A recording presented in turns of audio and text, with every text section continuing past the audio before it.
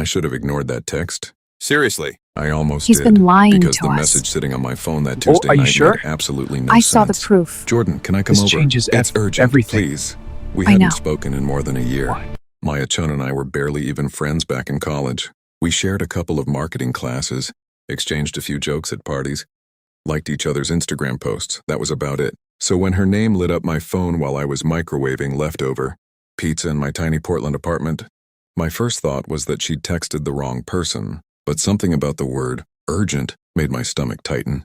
I typed back, "Everything okay?" Her reply came almost instantly. "I'll explain when I get there. I'm already on my way."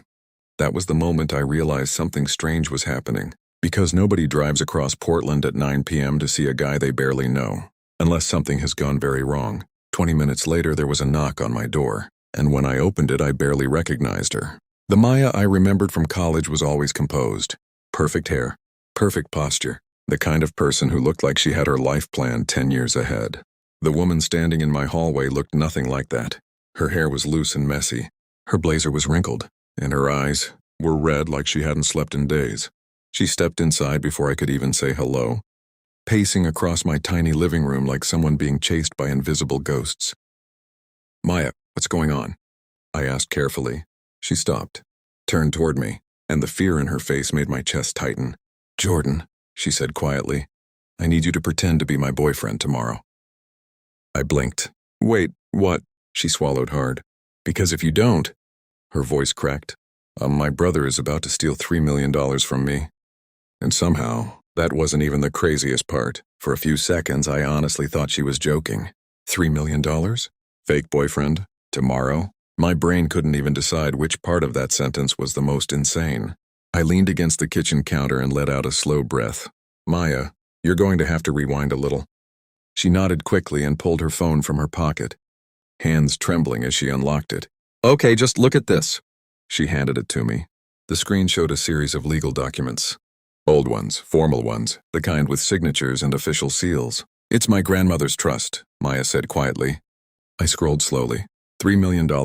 Her name listed as beneficiary. Then my eyes stopped on a single sentence buried halfway through the contract. Beneficiary must be in a verifiable committed romantic relationship by their 28th birthday. My head lifted. "Tomorrow is your birthday," I said. She nodded. "If I'm not in a relationship by then, the entire trust transfers to my brother Derek." Something in the way she said his name made the room feel colder. "He's been trying to control everything in my life for years." She continued, pacing again. "Business deals, investors, partnerships. If he gets this money, he'll use it to destroy everything I've built." I studied her face carefully. This wasn't someone exaggerating. This was someone cornered. "So you need proof you're dating someone," I said slowly. "Yes." "And you picked me?" She stopped pacing, then gave a nervous half smile. "You were the only person I could think of who isn't connected to my family, my business, or Derek." I folded my arms. "Maya and we barely know each other." "I know.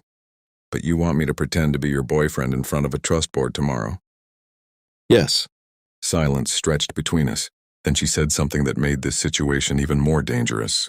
"It only has to last 3 months." I frowned. "Why 3 months?" "Because that's when the final review meeting happens."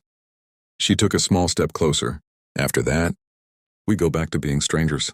I looked at her. Really looked at her. The fear, the determination, the desperation.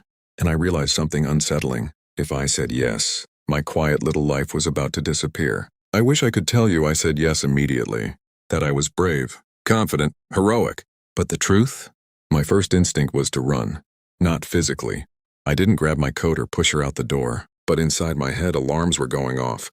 Fake relationship, legal trust, family conflict, $3 million. Every instinct I had as a generally cautious person was screaming the same thing. This is a terrible idea. I rubbed the back of my neck and looked at her. "Maya, what happens if the board finds out we're lying?"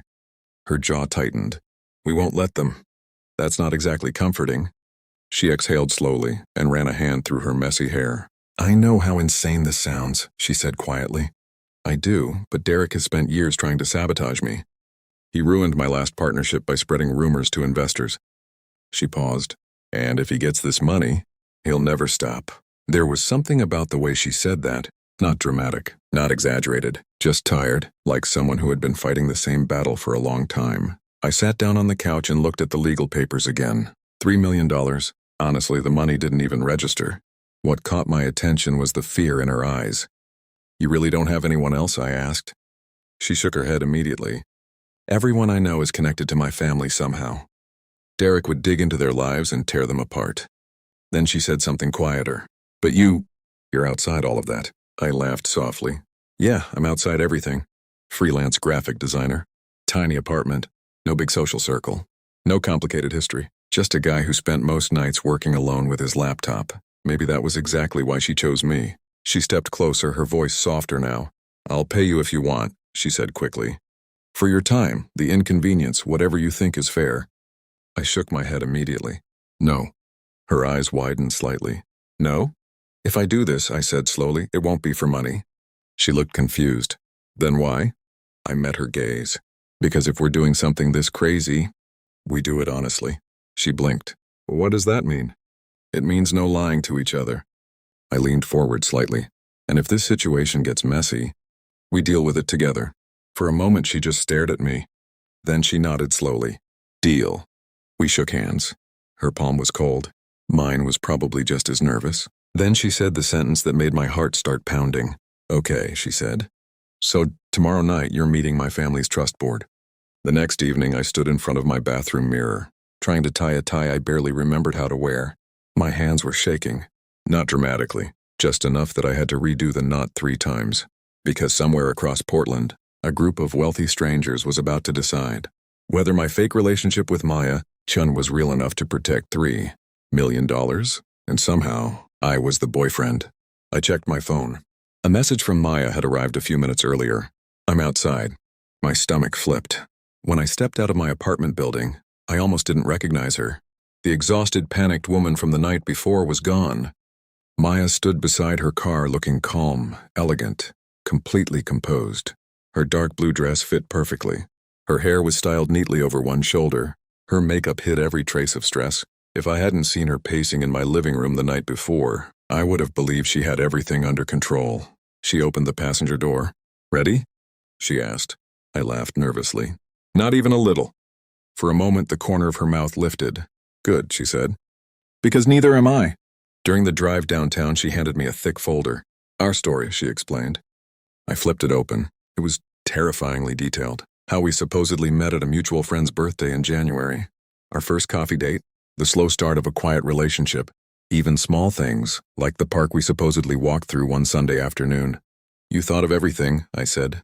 I had to, she replied quietly. When we arrived at the restaurant, my confidence evaporated instantly. It was the kind of place where the lighting was soft, the wine glasses looked expensive, and the people inside wore suits that probably cost more than my monthly rent. Inside a private dining room, 5 people were already seated. The trust board, and Maya's family lawyer. The questions started immediately. How did you two meet? What do you do for work, Jordan? How long have you been dating? I answered as calmly as I could. But what surprised me most was Maya.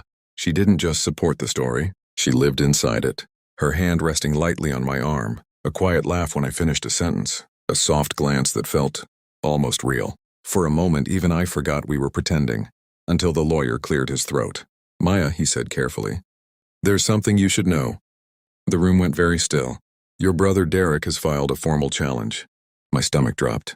The lawyer adjusted his glasses. He claims your relationship with Mr. Hayes is completely fabricated. The room went so quiet I could hear the soft clink of someone setting down a wine glass. For a second, nobody moved.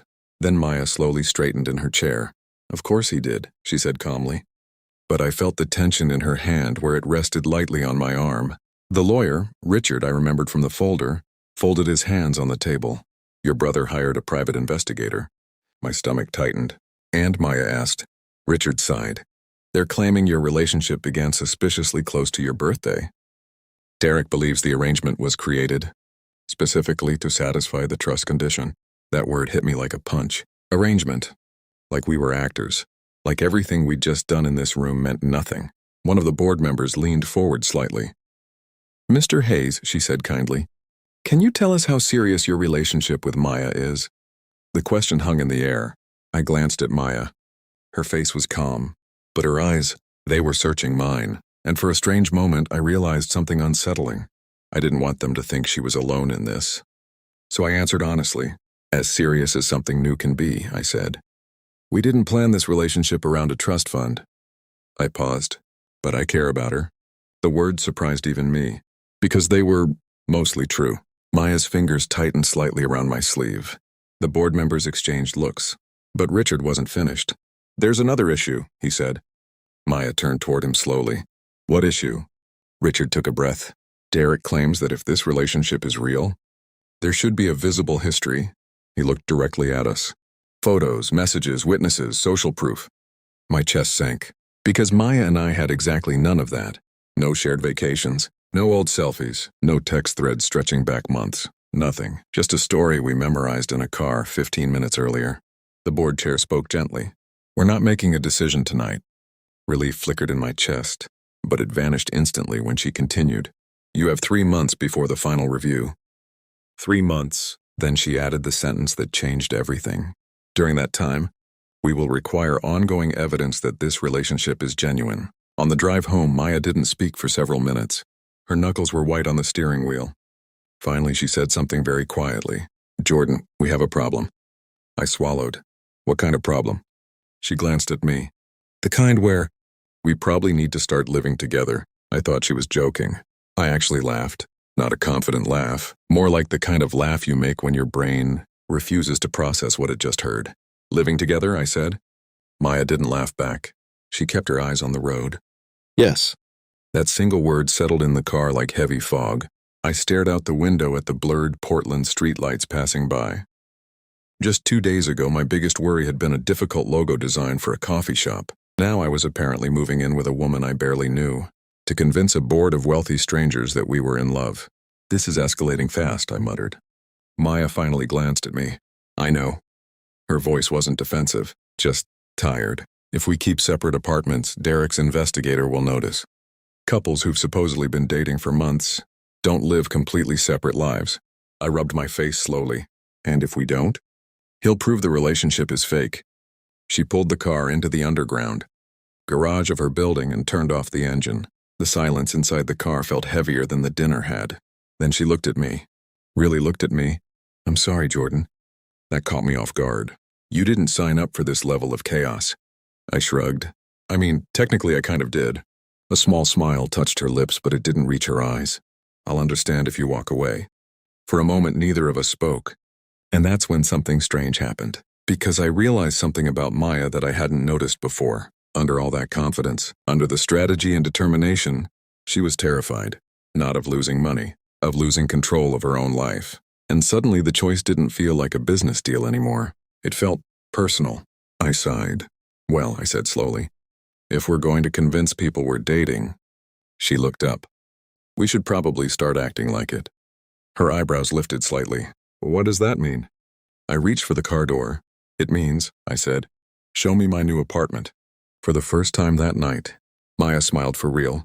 And 10 minutes later, standing inside her beautiful high-rise apartment with floor-to-ceiling windows and a kitchen, nicer than anything I'd ever seen, I realized something dangerous. My quiet life was officially gone, and somehow, I wasn't sure I wanted it back. The first night in Maya's apartment felt strangely quiet, not awkward exactly, just unfamiliar. Her place was nothing like my tiny Portland apartment. Floor-to-ceiling windows overlooked the city. The furniture looked like something out of a design magazine, and the kitchen had appliances I didn't even recognize. I stood in the living room holding the small suitcase that now contained my entire life. This feels illegal, I muttered. Maya laughed softly from the kitchen. It's not illegal. She handed me a mug of coffee. It's just unusual. I sat down on the couch looking around. You realize this is the fastest relationship progression in human history. She smiled slightly. First fake date yesterday. Moving in today. Exactly. For a moment we just sat there, both trying to figure out how two near strangers were suddenly sharing a home.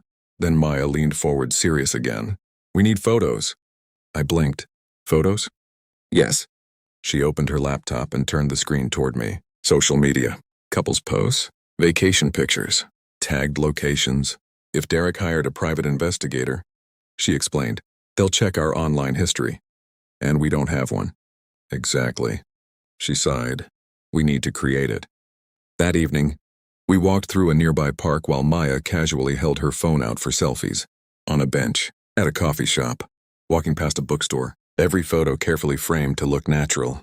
But every time she leaned closer for the picture, I became painfully aware of how close we actually were.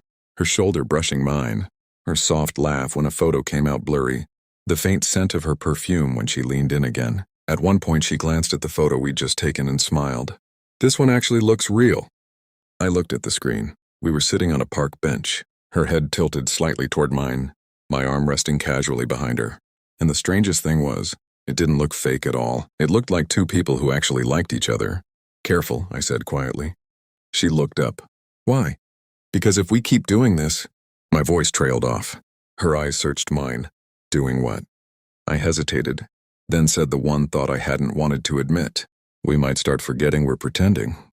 For a moment she didn't answer. Then she looked back at the photo and whispered something that made my heart beat faster. Maybe that wouldn't be the worst thing. About a week after I moved in, everything started to feel real.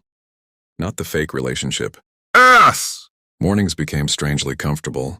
Maya would wake up earlier than me, already dressed for work, quietly making coffee in the kitchen while the Portland skyline glowed pale blue outside the windows. At first we barely talked. Two people still learning how to exist in the same space. But slowly things changed. Your coffee tastes terrible, she said one morning. I looked up from my laptop. You're welcome for making it. She smirked. You used almond milk again.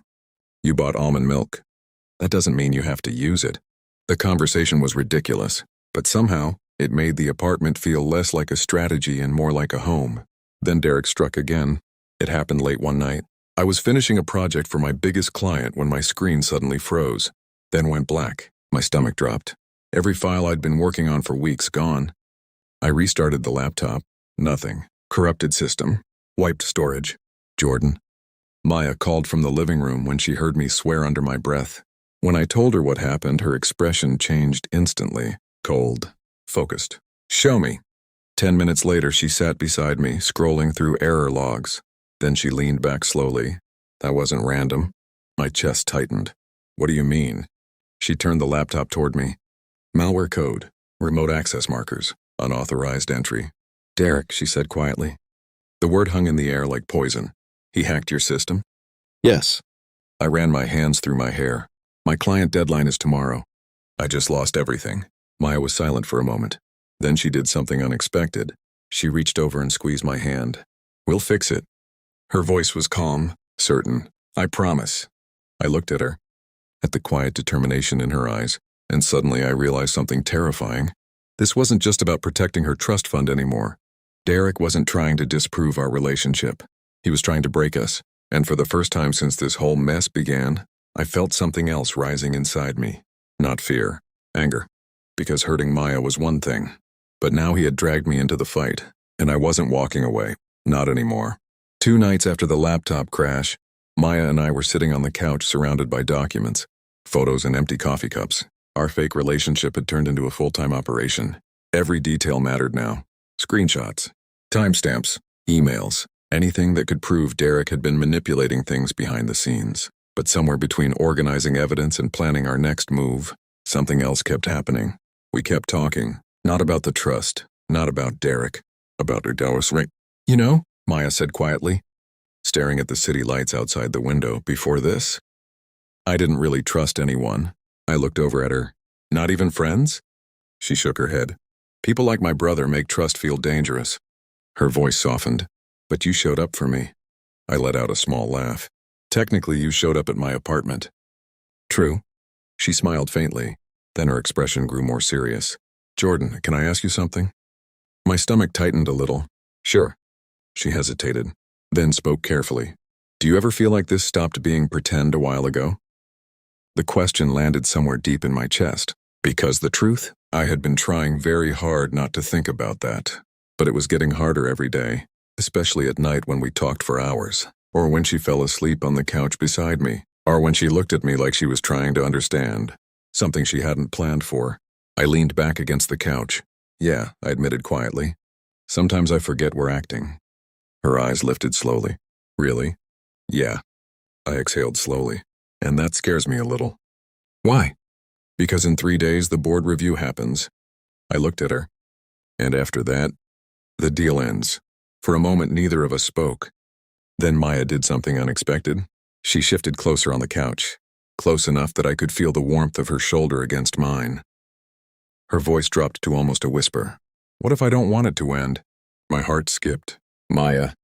She finally met my eyes, and there was no strategy in her expression anymore. No plan, just honesty. I think, she said quietly, somewhere in the middle of all this chaos. She took a breath. I started falling for you. The words hit me harder than anything Derek had done, because the terrifying part was, I felt the exact same way. And the board review was in the morning. The next evening I stood in front of my bathroom mirror, trying to tie a tie I barely remembered how to wear. My hands were shaking, not dramatically, just enough that I had to redo the knot 3 times, because somewhere across Portland, a group of wealthy strangers was about to decide whether my fake relationship with Maya Chun was real enough to protect $3 million, and somehow I was the boyfriend. I checked my phone. A message from Maya had arrived a few minutes earlier. I'm outside. My stomach flipped. When I stepped out of my apartment building, I almost didn't recognize her. The exhausted, panicked woman from the night before was gone. Maya stood beside her car looking calm, elegant, completely composed. Her dark blue dress fit perfectly. Her hair was styled neatly over one shoulder. Her makeup hid every trace of stress. If I hadn't seen her pacing in my living room the night before, I would have believed she had everything under control. She opened the passenger door. Ready? She asked. I laughed nervously. Not even a little. For a moment, the corner of her mouth lifted. Good, she said. Because neither am I. During the drive downtown, she handed me a thick folder. Our story, she explained. I flipped it open. It was terrifyingly detailed. How we supposedly met at a mutual friend's birthday in January. Our first coffee date. The slow start of a quiet relationship. Even small things, like the park we supposedly walked through one Sunday afternoon. You thought of everything, I said. I had to, she replied quietly. When we arrived at the restaurant, my confidence evaporated instantly. It was the kind of place where the lighting was soft, the wine glasses looked expensive, and the people inside wore suits that probably cost more than my monthly rent. Inside a private dining room, 5 people were already seated. The trust board, and Maya's family lawyer. The questions started immediately. How did you two meet? What do you do for work, Jordan? How long have you been dating? I answered as calmly as I could. But what surprised me most was Maya. She didn't just support the story, she lived inside it, her hand resting lightly on my arm, a quiet laugh when I finished a sentence, a soft glance that felt almost real. For a moment, even I forgot we were pretending, until the lawyer cleared his throat. Maya, he said carefully, there's something you should know. The room went very still. Your brother Derek has filed a formal challenge. My stomach dropped. The lawyer adjusted his glasses. He claims your relationship with Mr. Hayes is completely fabricated.